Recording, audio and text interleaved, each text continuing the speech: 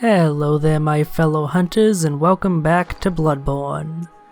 Last time we made our way through the Forbidden Woods at last, conquered the shadows of Yharnam and made it all the way to the old College of Byrgenwerth, which we'll now attempt to explore and finally get some answers.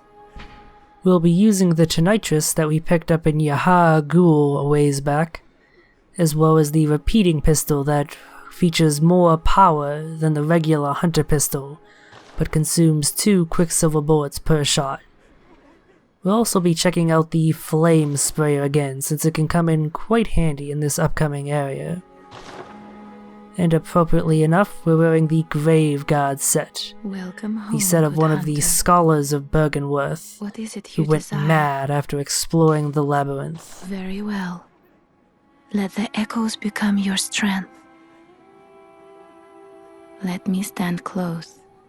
Now shut your eyes. We continue to put points into Blood Tinge for future uses, although it does come in a bit more handy here, as it raises the damage of the repeating pistol by quite a bit. Farewell, good 5 hunter. points of blood attack May you per find point your of Blood worth in Tinge, the which is waking pretty good world. results.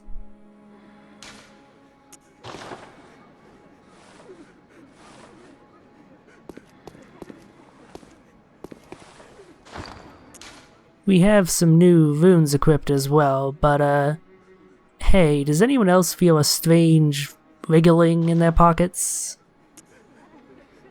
The hell could be causing that? Oh, that's what's causing it. This vermin that we picked up. So, one of the features of this game that hasn't really been shown off in the LP that much is multiplayer. It is possible to summon other players to aid you in boss fights, or to aid other players by being summoned to them, as is the case here. This is done by ringing the small resonant bell in the area where you wish to be summoned. Generally speaking, the best areas to do this are either right outside the far gate, or outside the closest lantern to that boss. As you can see, the shadows here are made quite easy by the introduction of a few cooperators. Although if you are one of the cooperators, you will have to be a bit careful, as you will suffer an HP reduction. Normally, your only reward for helping another player is souls from the boss, but the League adds another element to that.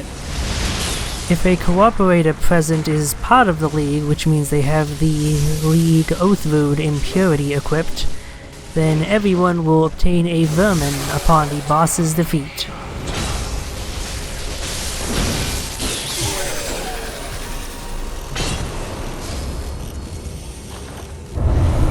And that's how we got this one here.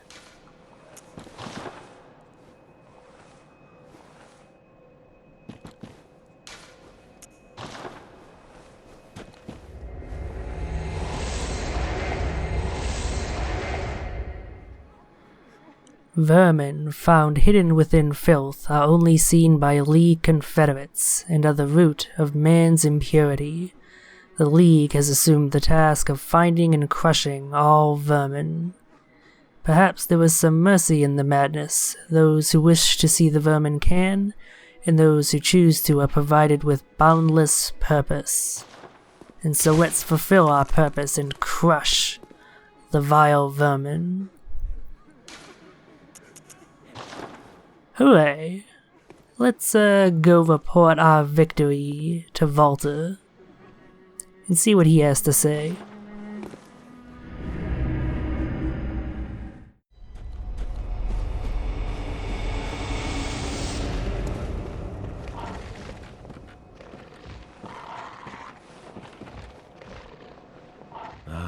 Very good.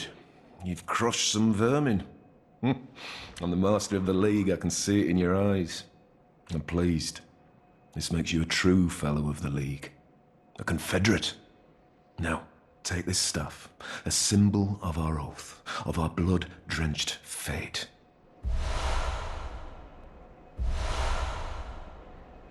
You will be welcomed as a true Confederate. Go forth with renewed vigor. In short time, you will see how the mission takes hold of one's spirits. You will be welcomed as a true Confederate. Go forth with renewed vigor. In short time, you will see how the mission takes hold of one's spirits. Well, that's not ominous at all, no siree. At any rate, let's check out our new gesture, the League Oath. Probably one of my more favorite gestures in the game. Let's also check out the League Staff. A staff containing a staff list, amusingly enough. There shall be no sympathy for those engaged in the bloody mission of the League, no matter that an oath must be taken to uphold the illusion. And if you use the item, you can see the top-ranked members of the League, which here means the people who cheated, because they did not get 10,000 vermin, that is, 10,000 bosses killed in co-op, which is rather high to be anywhere near realistic. But yeah, that's basically what the League is, turning vermin to rank up in the Covenant. We'll see about getting into the next rank at some point in the future, but let's check out our good friends in Odin Chapel. Oh, hello. The whole town's turned, has it? Quite a big family now, aren't we? Though I'm afraid I seem to be the black sheep.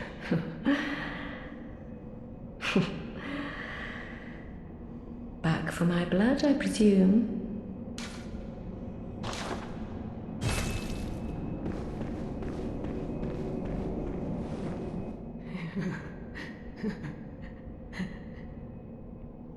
Oh, there you are. You're early, dear. Is anything the matter? You can always tell me. Mother will make everything better. What's wrong? Anything you'd like to tell me? Oh my, you poor thing. But don't you worry. This'll help you forget. Forget your troubles. Forget your cares.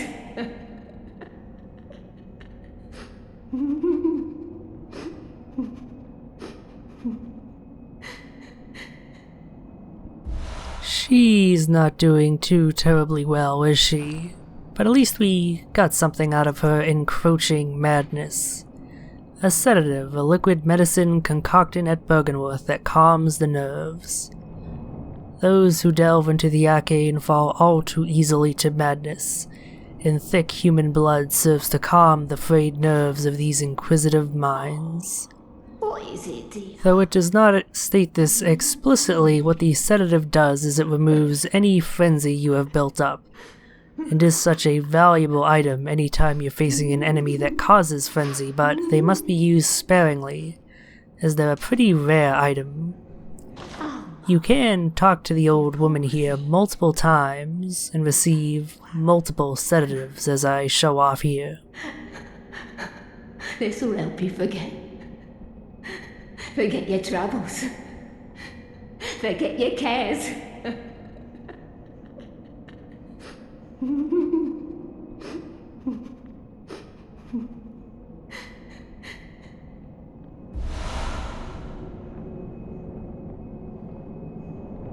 Oh, what is it, dear?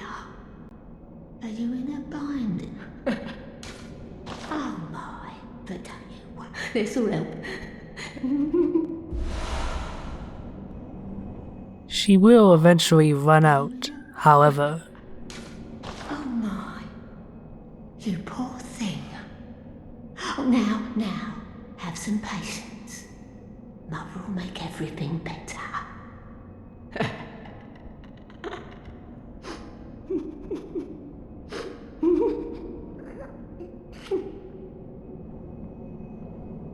Everyone else is about the same as they were before, so we're going to skip talking to them and head back to Byrgenwerth, the birthplace of the Healing Church, an old, secluded college that lies deep within the Forbidden Woods here.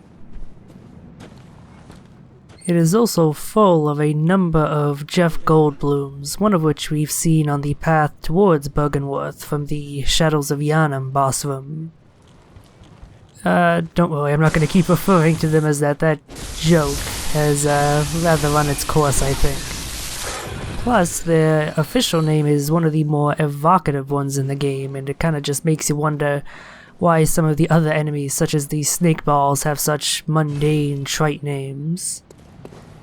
At any rate, these guys' official name is Garden of Eyes, which also has potential lore implications perhaps, considering just how important eyes and insight are in the grand scheme of things. But yeah, that's why you don't want these guys grabbing you. They do frenzy buildup. It's minor enough that as long as you have a decent amount of frenzy resist, it shouldn't proc frenzy. But if you get hit twice, it's definitely going to, so you want to watch out. But they're pretty easily taken out, especially with the Tonitrus here. So let's talk about the Tonitrus for a bit. Whereas most weapons in the game have two modes that you can transform between, the Tonitrus only has one mode, with the transform button instead activating a lightning buff on the weapon that massively boosts the lightning damage that it can deal. This makes the weapon overall a bit less versatile than most other weapons, but that's perfectly fine because when the lightning buff is activated, this thing is truly a DPS machine, especially versus anything that is weak to lightning damage. As one of the major components of the self-buff is an increase in the arcane scaling, this is an excellent weapon for any arcane build. With 20 or more arcane, you can end up getting 200 or 300 extra lightning damage when you have the buff activated, which is, suffice it to say, a huge bonus. And is one of the reasons why this weapon is so damn powerful against a lot of enemies in the game, but all these benefits do come with a big drawback aside from the decreased versatility compared to other transforming weapons. And that drawback is the durability. If you were paying especially close attention, you might have noticed that I brought up the Tonitrus stat page after hitting a few of the Garden of Eyes, and that the durability of the Tonitrus had already decreased by 3 even though we had only done a few attacks. That is the main weakness of this weapon. When the weapon is buffed, it loses durability at a vastly enhanced rate compared to pretty much any other weapon in the game. This means that you can't really use it as your primary weapon going through any area, because by the time you get halfway through the area, the thing's durability will be shot and it'll be doing reduced damage if it hasn't already broken. So this thing pretty much has to be a backup weapon even on an arcane build, and that's sort of the balancing factor here to counter its absurdly high DPS and fast swing speed. But yeah, that's enough about the Tonitrus, so let's continue exploring Byrgenwerth here.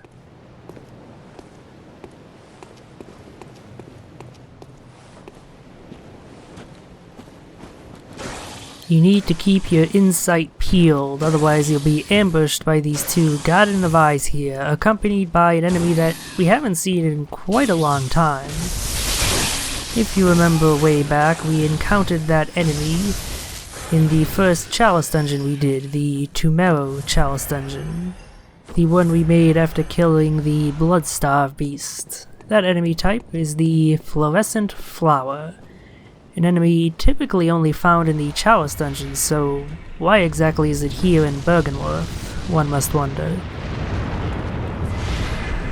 Like those ones, it's kind of a pain in the ass to deal with, because its primary body takes very little damage, but if you put a bit of thinking into it, you can take them out quite easily. You can lock onto their upper part, which takes massively increased damage, so that a single buffed shot of the repeating pistol is enough to take him out, even though we don't have all that much blood tinge. And our reward is a Great One's wisdom, an upgraded form of the Madman's wisdom.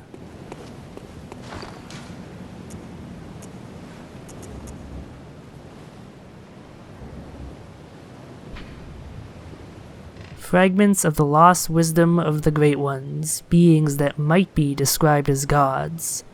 At Byrgenwerth, Master Willem had an epiphany. We are thinking on the basest of planes. What we need are more eyes. And even though the shortened description says used to gain much insight, it only gives 2 points of insight versus the Madman knowledge is 1, so not that big of a boost in terms of gameplay mechanics, unfortunately. But it's clear that Byrgenwerth here is certainly up to something. The Beast Plague seems to spring from the Healing Church's actions, and the Healing Church springs from Byrgenwerth here. But so far, from what we've seen, Byrgenwerth seems more to do with other things than beasts. So that's certainly a question that needs to be answered as to what's going on here. Perhaps we'll find out inside now that we actually have access to the college building proper, but it's rather dark, so let's take out a lantern that we haven't used in quite some time. It'll come in handy here.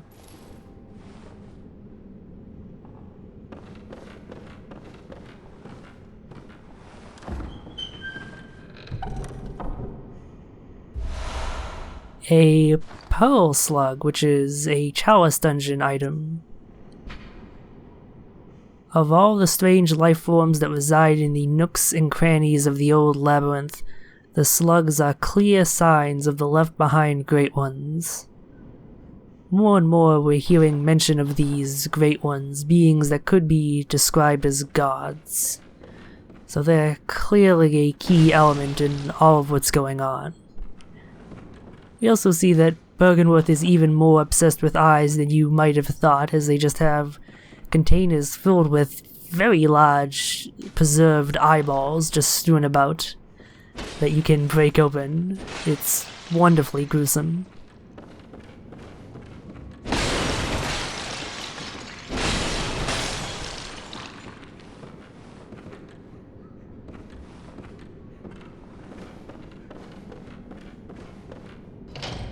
This is the locked door that we came across earlier. I'm not entirely sure why it's here. It's not really a shortcut, since the better shortcut back to the lantern you can get to first, but it's there in case you need it. So far we've encountered nothing but strange monsters, but here is the lone human residing at Byrgenwerth, guarding its secrets from anyone who might try to discover them. And they're probably one of the tougher hunter fights in the game. They're pretty beefy in terms of stats, and they're pretty well equipped in terms of gear as well. They use their threaded cane effectively and have access to some unique abilities we haven't yet seen, such as that tentacle attack.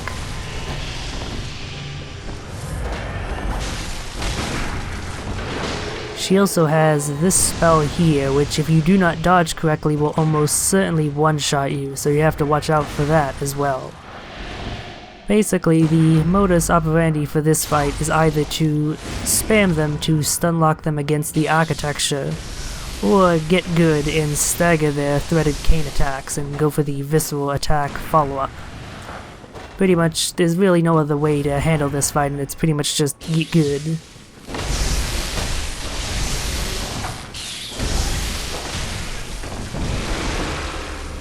But if you can manage to take her out and do it without too much trouble, then you're probably set for the rest of the game in terms of handling its challenges. At least in my opinion. Now that she's gone, we can explore a bit more and see that there are a few NPCs we can summon here. This red one here, added with the DLC, Old Hunter Henrik, Gascoigne's partner who we helped kill along with Eileen, way back when in the Odin tomb.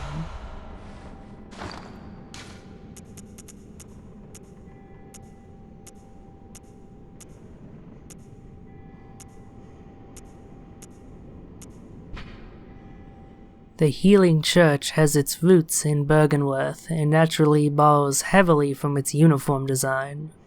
The focus not on knowledge or thought, but on pure pretension, would surely bring Master Willem to despair, if only he knew. The spider hides all manner of rituals certain to reveal nothing, for true enlightenment need not be shared.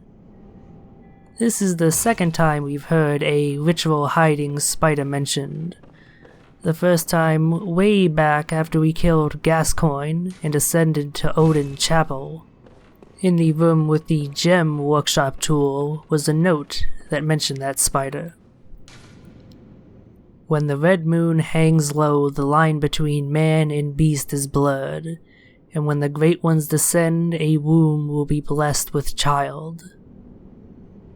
Well, we've certainly seen the line between man and beast being blurred many a time throughout our journey through Yharnam and the surrounding lands, but we have yet to see any of these great ones or the descending, and hopefully we won't have to. Aha, this must be the key to the door that we came across a bit ago. In his final years, Master Willem was fond of the lookout and the rocking chair that he kept there for meditation. In the end, it is said, he left his secret with the lake.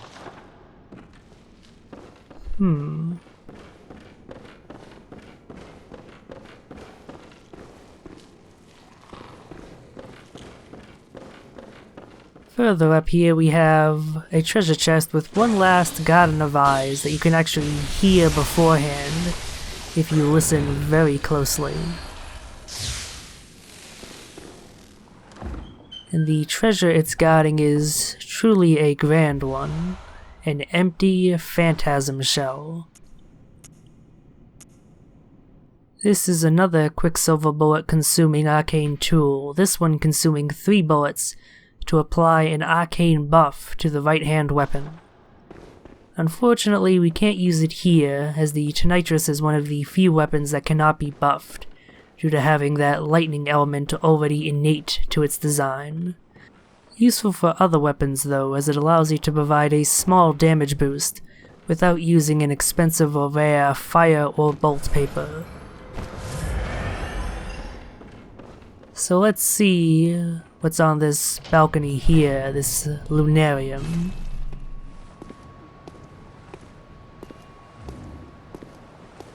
Ah, this must be Master Willem. We've seen him before, actually, in that one vision upon the altar after killing Vicar Amelia. The one who claimed he was being betrayed by the other man there, that Lawrence.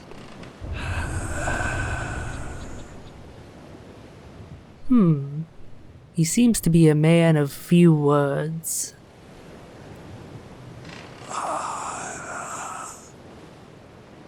But he's pointing incessantly towards the lake. And that one description mentioned that he hid his secret in the lake.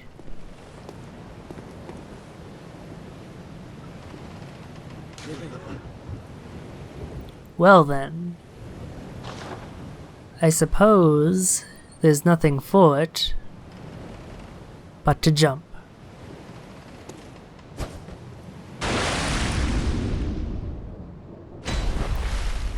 Welcome to the Moonside Lake. But we're not the only one here. So let's go talk to our new friend here then, and see what they have to say.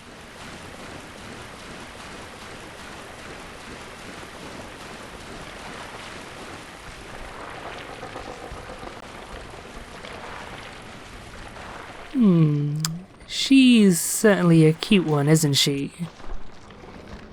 Just look at those adorable eyes, looking in every which direction. If you were to look in a dictionary for the definition of cute, you would absolutely see a picture of her right on that page. But as cute as she is, I think it's clear what our job here is.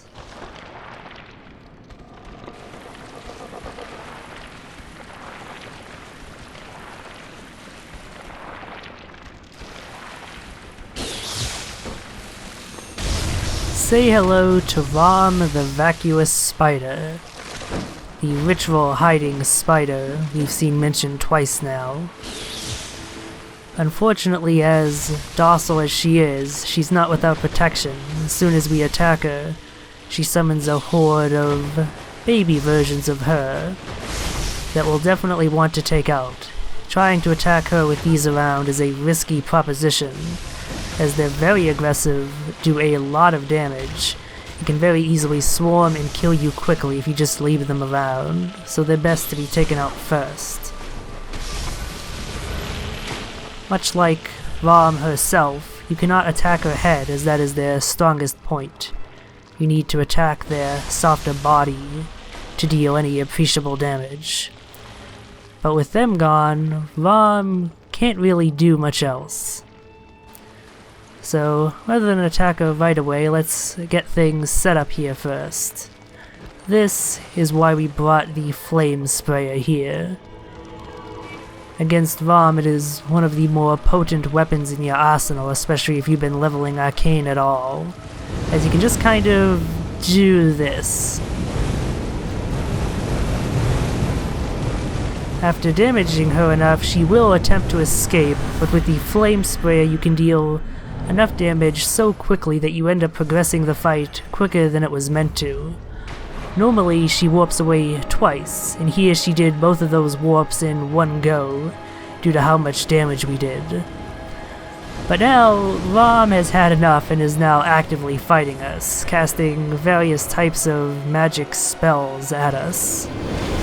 When far away, it's this meteor storm, which is one of the tougher attacks of hers to dodge. You just need to kind of run and dodge as the meteors land. If you get close, she'll respond either with thrashing about or using a closer ranged arcane attack, such as this one here. As long as you back off, though, it's easy enough to avoid. Essentially, you want to dash in, deal some damage, and then dash out. At this point, there are so many spiders around that it's really not worth killing them with Rom herself attacking you as well. If you try to take them out, she'll probably blindside you with some arcane attack, so it's best to just deal with them and go after Rom herself, especially if she's already at low HP. But if you're quick and aggressive, you can take her out pretty quickly. And with her death comes the death of all of her children. For killing her, we receive a new tier of cold blood. One with more potential lore implications. It gives unspeakable blood echoes, and is the cold blood of the inhuman kin of the cosmos, brethren of the Great Ones. Dare not to delve into the world beyond humanity, the eldritch truth touched upon long ago at Byrgenwerth. If it were not already abundantly clear, Bloodborne is secretly a Lovecraft game, albeit a more action-heavy one than they tend to be. But now that we've killed Rom, it seems that a woman wearing a large dress has appeared in the distance, so let's see what she has to say.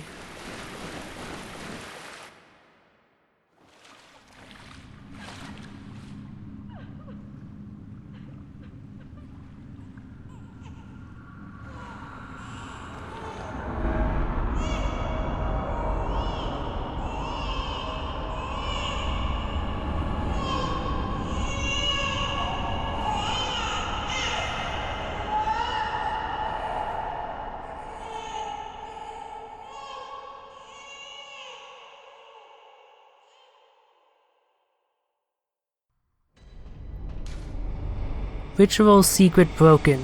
Seek the nightmare newborn.